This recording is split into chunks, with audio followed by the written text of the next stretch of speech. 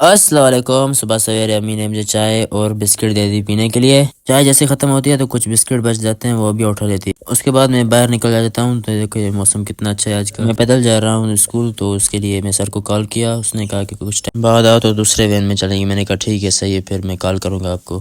फिर 15 मिनट बाद मैं जैसे ही नाके पे आया तो देखा यहाँ पे वैन है ही नहीं। फिर भागते भागते आगे वैन की तरफ आ गया। फिर उसके बाद आराम से वैन में बैठ गया मैं। फिर यहाँ पे शहर से वैन भी रवाना हो गई।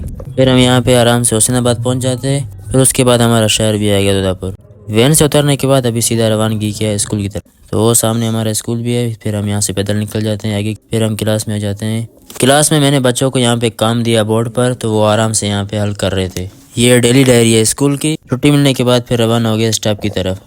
यहाँ पे हम वैन का इंतजार कर रहे थे। तो जैसे यहाँ पे वैन आ जाती है तो हम बैठ जाते हैं आराम से। आधा घंटा लगाने के बाद फिर हम भी शहर पहुंच जाते हैं। शहर में उतरने से पहले यहाँ पे हमने पकौड़े वाले के पास आया पकौड़े लेने। भाई से जैसे पकौड़े लिए तो फिर हम रवाना हो गए घर की तरफ। जैसे ही आगे जाता हूँ तो मुझे रास्ते में शिराज मिलते हैं। उसने कहा कि आओ मैं आपको छोड़ के आता हूँ घर की तरफ। मैंने कहा ठीक है फिर चलो। तो फिर यहाँ पे मुझे शिराज भाई ने छोड़ दिया। उसके बाद मैं भी यहाँ पे घर आ गया।